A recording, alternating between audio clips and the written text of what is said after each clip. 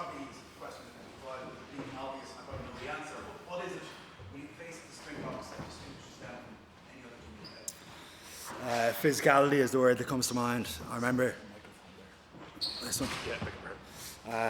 My voice is still kind of gone from the other week.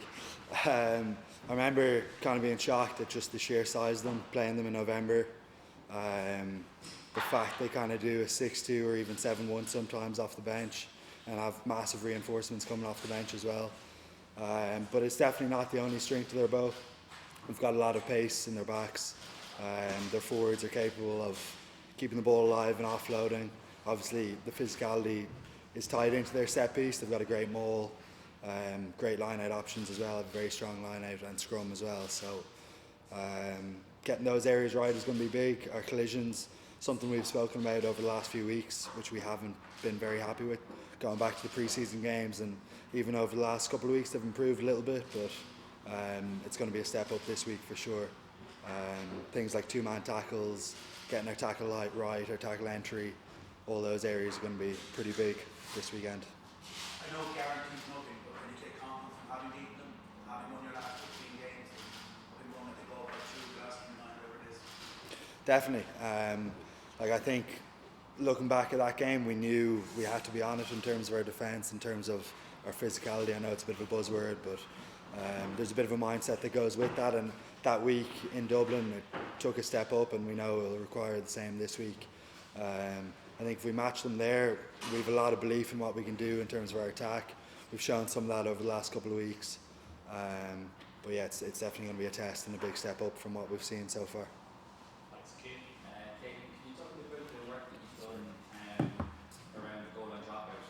Almost like the new set piece, and you've been kind of central to setting up lots of that. I mean, do you see it now as another set piece, and presumably you work really hard on this? Yeah, it's something we've drilled for a while now, and yeah, like you say, it is kind of a third set piece in a way. We're seeing a lot of teams doing it, adding sort of set plays off restarts, and yeah, it's something we've looked to do as well. Something I was asking Jack about, the experience that's in the squad. Like, I mean, you're still relatively newcomer into the squad. What have the experience guys done for you in terms of kicking you on to another level?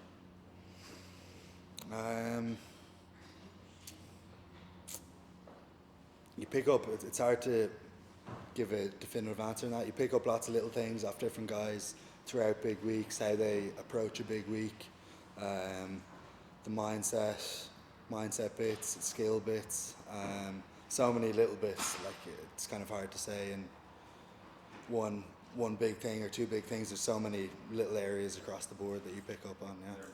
Yeah, definitely. Yeah. And John was in earlier, he was saying there's an edge, you feel an edge this week. How does that kind of manifest itself in terms of players?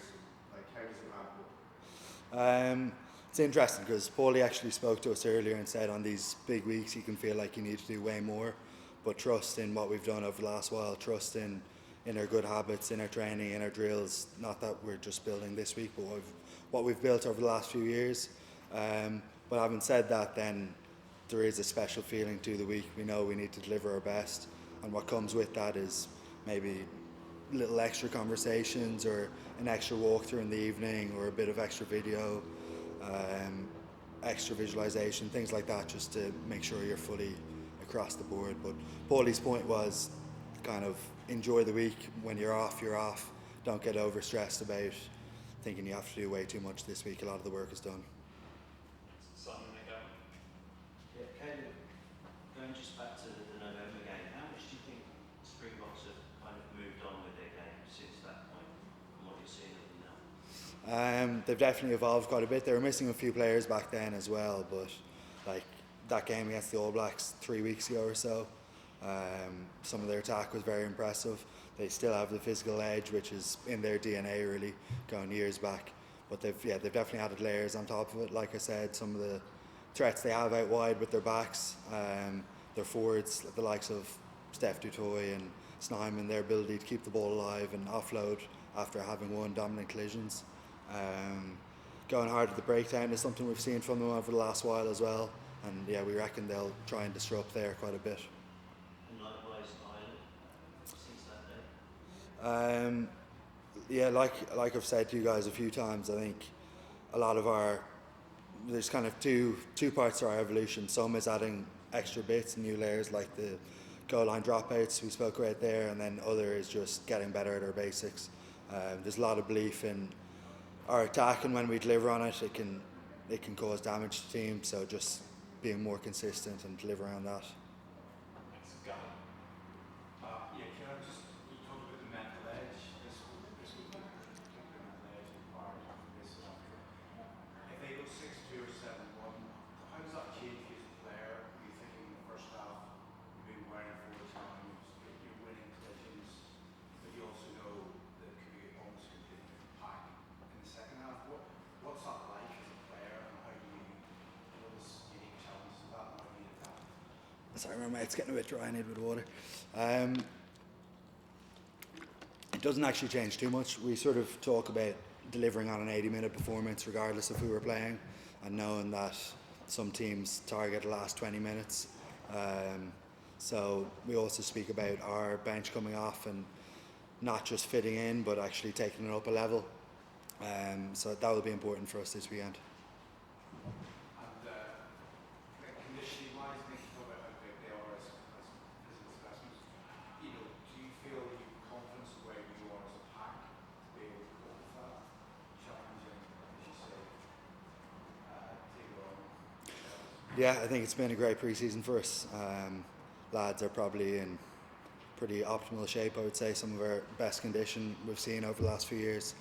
And yeah, we sort of back our fitness against most teams, back our smarts as well. So yeah, pretty confident in that area.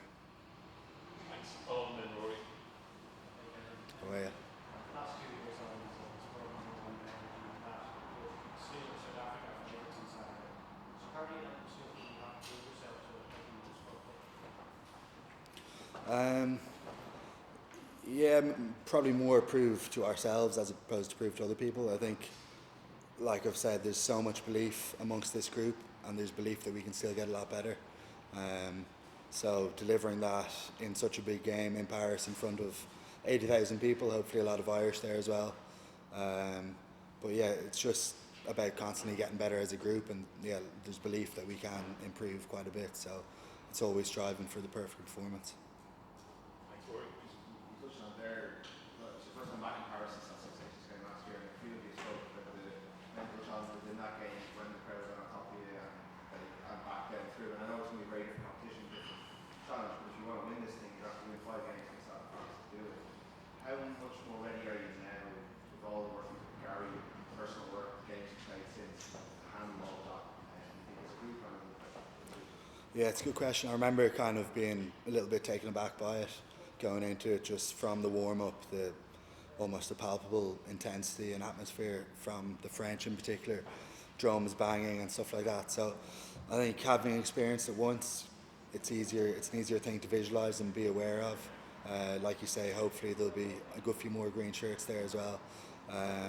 But that's kind of, it would have been something we touched on, and like your question, Cian, what can the experienced players offer? It's the queuing up of that and being aware of that. And myself having been through it now, yeah, it'll be a little bit less of a shock, I think. Thanks, Chris. Okay, you're talking about their physicality. There's a lot of very big packs around the world. Is it just that they're maybe more aggressive? And if so, how does that come out? Is it just in their...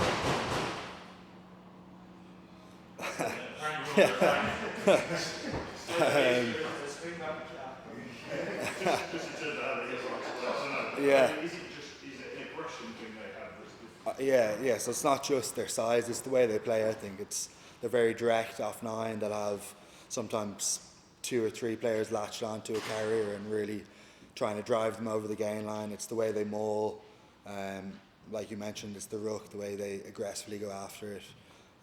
So it's partly obviously their size and their actual physicality, but then partly the mindset and the way they play that comes with that. And there's probably a lot of teams coming up against them who are a bit intimidated by the sort of bomb squad and all that physicality you're talking about. Do you think as a side, as a pack in particular, that you can intimidate other teams? And if so, what is it about your game that hopefully would I think we've got good ball playing forwards. I think we've got kind of multiple threats in that we've got good carriers, but we've also got people who are capable of tipping the ball on, giving passes, giving wider passes. So it's not just kind of tuck and carry. There's footwork. There's, yeah, like I said, plus or minus passes as well as the carry threat. So yeah, hopefully defences find that a little bit intimidating. Okay. Thanks, Ken. Thanks, everyone. Cheers, guys. Thank you. Voice